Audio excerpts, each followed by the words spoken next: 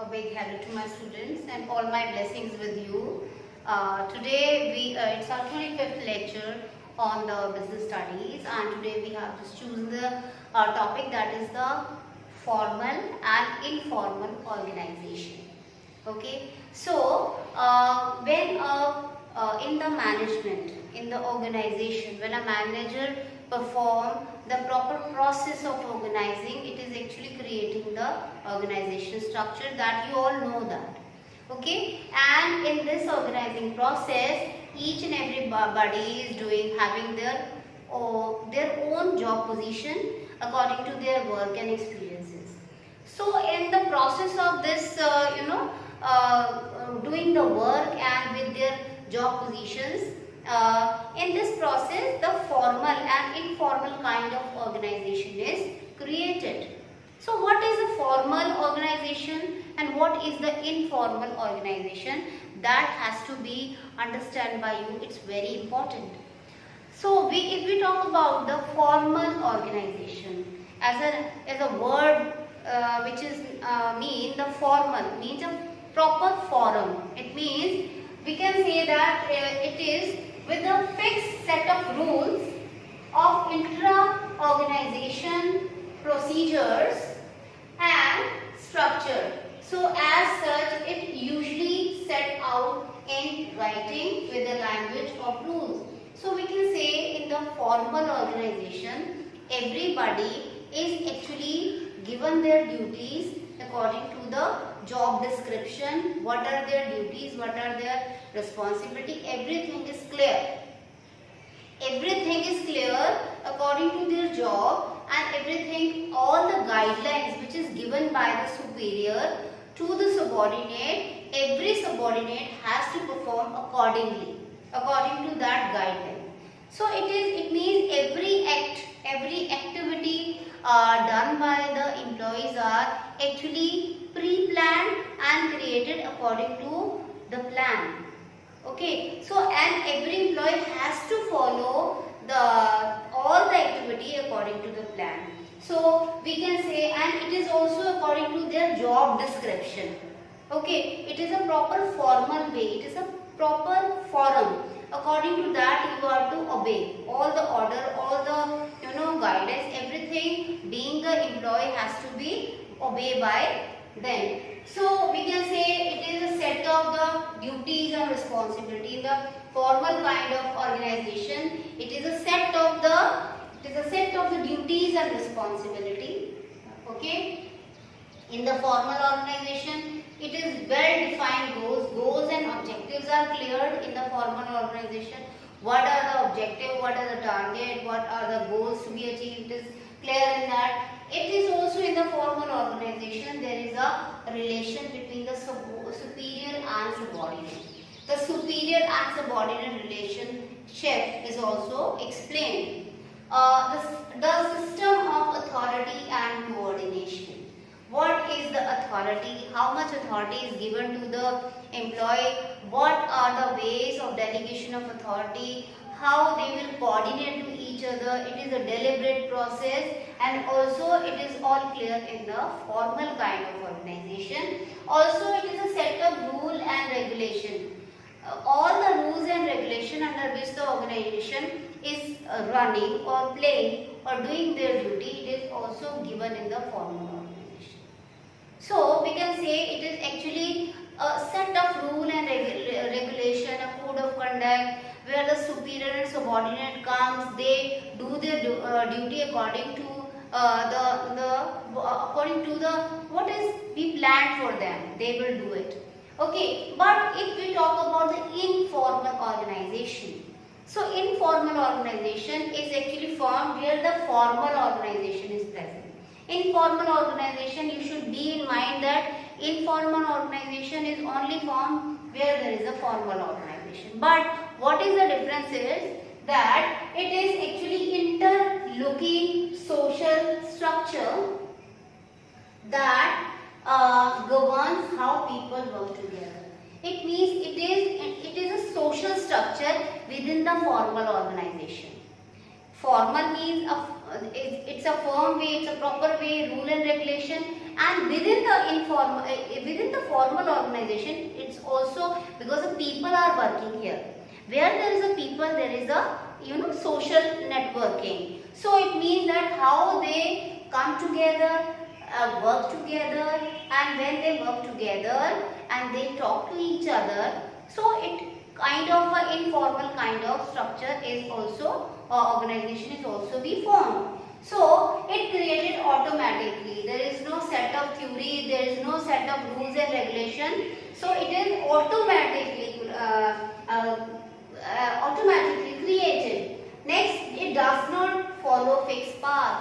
There is no path that you are to do like that, you are to speak these words, or you are in the office, you will do it. It means that there is no definite path is there, you are to follow. Next, depends on the formal organization. I have also explained you where there is a formal organization, only then there is informal organization. Informal organization cannot be take place without the absence of it. So employees get psychologically satisfaction by social and friendly groups. So here we can say that during the you can say the tea breaks, when the employees come together, even the boss can come together and have a cup of tea, and they can talk with they can talk on the other affairs or other matters. This is called informal organization. Informal organization is also very important to just create a cordial relationship, just create a heart-to-heart relationship. Also, what can't we do in the formal kind of organization? You can create so many things. You can create or motivate your employee in the informal kind of organization. So we will or learn in details in about what is a formal organization and what is the informal organization. In the next, that I will explain you what is formal in a detail and also what is the informal in the detail. What are the advantages, how it is created. So we will do it in the next. So with the help of the features and advantages and disadvantages of formal and informal organization, we try to understand it, what it exactly means. So what is a formal organization?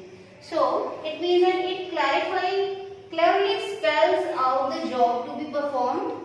Authority and responsibility are assigned to every individual. This structure is created intentionally for achievement of goals. So in this we come to know that actually it is created and it spells out the job. Spell out the job to be performed. It tells you what is your job and how it is performed. Also it tells you about the authority and responsibility. What is the relation between the authority and the responsibility? Okay. Also it is created intentionally. It is not all of a sudden created. It is properly intentionally created with the set of rules and regulations. So with the help of it we can create a feature of it. First, it created intentionally. So it means that the formal organization structure is created intentionally. It means with the consent of, with the making of the set of the code of conduct and the set of all the rules and regulation of the duties, it is created. Next is the achievement of organizational goal. The main target of the formal organization is to achieve the organizational goal or target. Next feature is every person assigned fixed authority and responsibility. In the organization, if the employees are there, every employee, each and every person who is working in the unit in the organization has assigned some duties. And once you are assigned the duties, the authority and the responsibility also created. If you have a particular kind of the authority, you must have also the equal to the responsibility on your head. It results in creation of superior and subordinate relationship. Also, there is in the formal organization, there is a very key question, that is the superior and subordinate relationship. If there is a superior and subordinate relationship, then also the scalar chain, the question of scalar chain comes, because where there is a boss and there is an employee, there must be the chain, which is called scalar chain. So it creates a scalar chain of the communication. It means there is a set of position, job position. So it means every person is there is every person has a boss. Okay, and every boss has to give the order to their subordinates, and all subordinate has to perform the duty according to the set rule and regulation. So with the help of it, with the help of the formal organization, we can also create the scalar chain for the communication. So these are the features. What is the advantage of of your formal organization? First advantage or benefit is it is a systematic working. Okay, there is no gap, there is no confusion and the chaos. There is a systematic way of work which make the function smooth. It is very good for the smooth functioning of the organization. The other advantage is achievement of organizational goal. The target is everybody has targeting to achieve the organizational goal and objective. There is no lapping of the work, there is no overlapping and no duplication. Everybody is assigned the task and the duty. Nobody is too much burdened, nobody is sitting freely, everybody has the work to perform. So next is there is also the coordination. When there is a proper everybody has the work, everybody is clear about that this work is to be given to that very person. So there is also the sense of the coordination of everybody. So with the help of the formal organization, coordination ultimately or deliberately comes. Next is creation of the chain of command. Chain of command is only be possible if there is a boss and a superior and a subordinate. Because the superior has to command to their subordinate. Superior has to give the order to their subordinates. And also more emphasis on the work. Here in the formal organization, the more importance is given to the work only. Okay, so how it is to be performed, who will go to perform it, the more emphasis, more importance is given to the work. These are the importance, these are the advantages. What are the disadvantages?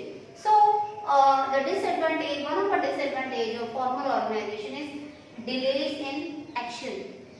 Because there is a creation of the scalar chain, everything will go by step. It is not like you can go directly to the of the main boss or a board of director. Here it means everything will go very timely with the one to the then the other, then the next, then the next. It means it creates the delays also. Also, if you need a fast decision, somewhere you need a quick decision, but it creates a delays because you have to tell to your boss that your boss will discuss to the his boss, and then it go to the up. It may sometimes it is good, but sometimes when you are in hurry, then it create a delays, waste delays in the work. Second disadvantage is ignore social and psychological needs of employees. So you know that in the organization, all the workers are the human beings, and human beings when they work, everybody needs a psychological satisfaction.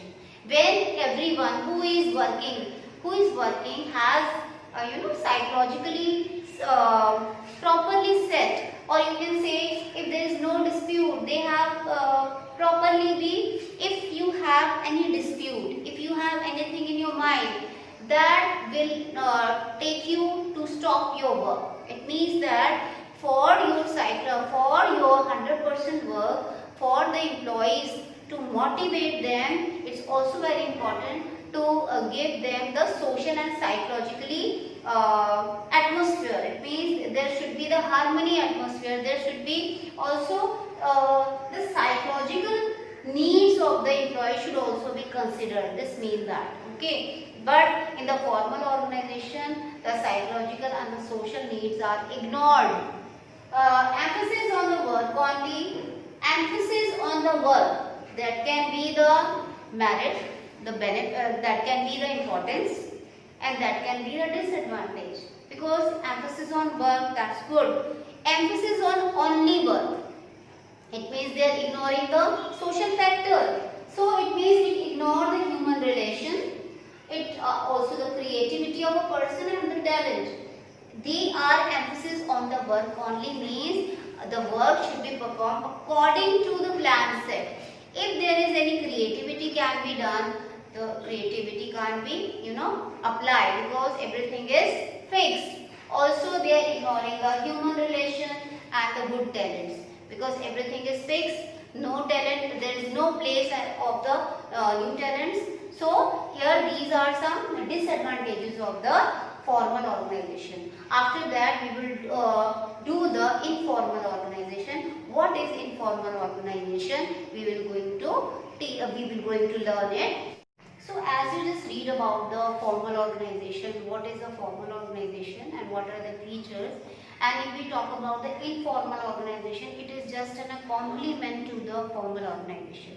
What is the formal organization? What is the feature of it? We are going to study it. So informal organization means while working their job position, the individual interact with each other and develop social and friendly groups. This social and friendly groups form another structure which is called an informal organization, and people working in a different job and position interact with each other. So it means that during the formal organization, when the people are communicating with each other without any rule and regulation, they also create a different kind of structure which is called informal structure of organization. So here it means that while working their job position, when they are in the job position, when they are in a working place, okay, the individual interact with each other and develop social and friendly group. And those area when they develop the social and a friendly group, which is called the informal organization. And this social and friendly group form another structure which is called the informal organization. In the informal organization, the people working in different job position interact with each other. It means there is no restriction that you are to just talk to your job position, the parallel to the person who is of your same job position. Any person can talk to anyone. So with the help of it, we can also pick some features of it. So first feature, get created automatically without any intended effort of manager. Here manager are not making efforts to make this structure. So it is created automatically by the employees. Created by employees to get psychological satisfaction. When you do work regularly, you get exhausted with the work. And after some time you need to talk to anybody. You need to, have some rest. Not by physically but by mentally rest. And this can be done with by talking to each other in a free time. So it means we can say that it is just we do it for to getting the psychological satisfaction, and that can be done with creating a social group. So it created by employees to get psychological satisfaction, does not follow any fixed path of to follow the authority and communication. There is no specific path to communicate, that it's just like the scalar chain, that you are to be go from one position to the other. Then there is nothing. The person can from the lower to the top to the upper, and anywhere any person can talk to anywhere. So there is no path of the communication. Because there is no path, there is no particular set of track. So it means it is also the source of information cannot be known under it. So where the information is coming from, you can't analyze the source of information. So any person can communicate with anyone. Next feature is that is informal structure depends upon formal structure. That is a very important feature of it, that the informal structure depend on the formal structure. If there is no formal structure, there is no possibility of informal structure. It means that the informal structure is only can exist when the formal structure exists. So, we come to the advantage of the informal structure. First advantage is fast communication, because there is no stipulated path. Now, so the communication in the informal structure is more quickly and fast. So, it does not follow any scalar chain, because it also does not follow any scalar chain. There is no path. So, that's why the flow of the information go very fast and speedy, fulfill social needs. So, in informal structure, we can say that it gives due importance to the psychological and social needs of the employer. Because to get the psychological and social needs fulfilled, it trigger the employee's mind to motivate towards the work. If a person or employee is bored with the work, he will not able to give the 100%. He will not get motivated towards a work again. For a person or a employee to get motivated, some need of the some psychological needs and the social needs also be fulfilled by.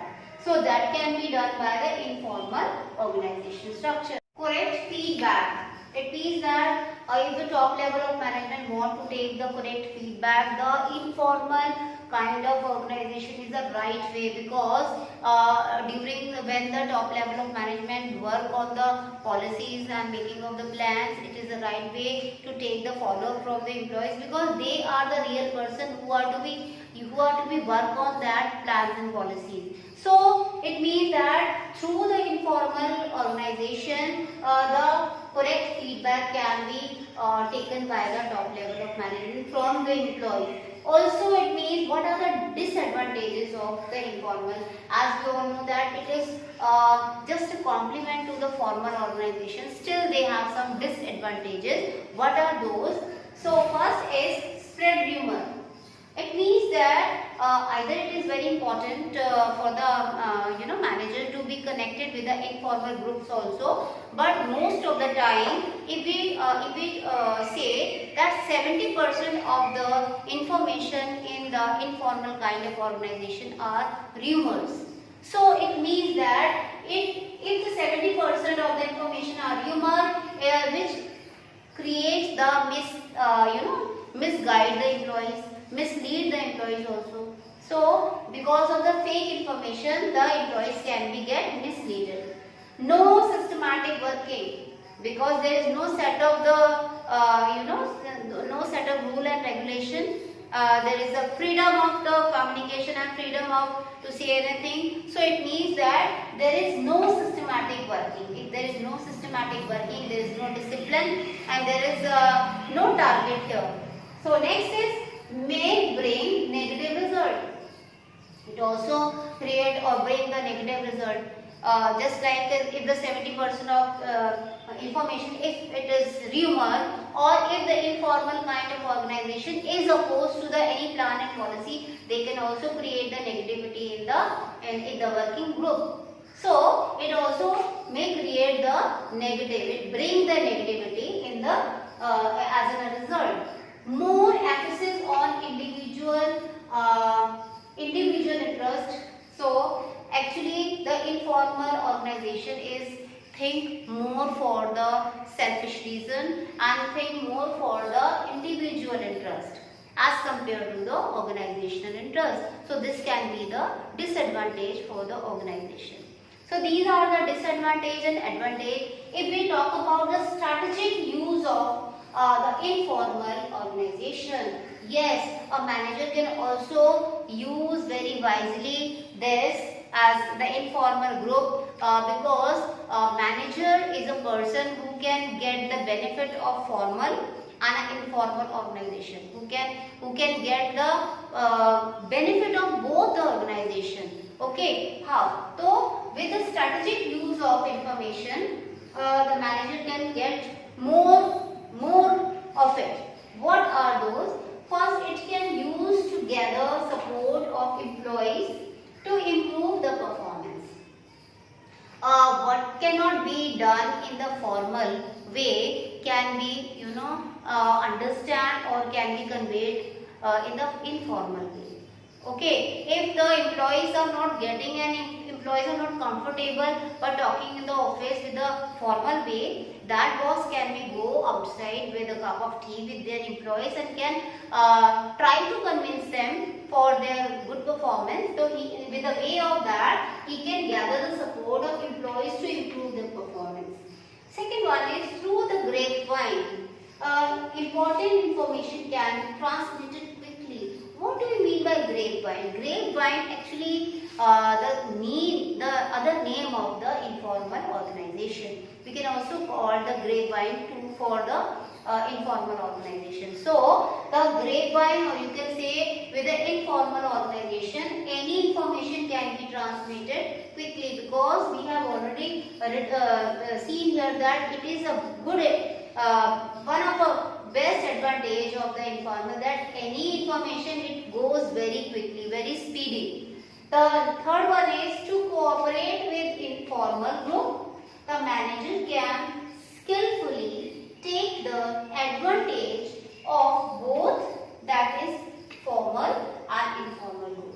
So we can say that a good manager can take advantage of the both kind of organization, as formal organization plays their own role, but informal organization is just like a complement to the formal organization. And for the best manager who is the best in their work, can also get things done from the way of the informal groups also. So he can also get the benefit and the advantage of the informal organization. So these are the we have to today talk about what is the formal organization and what is the informal organization. We have talked about what are their features, what are their advantages and disadvantages. Also we have studied about what is the strategic use of the informal organization. And I'm sure you people are doing well at your home. I'm saying all the best to you.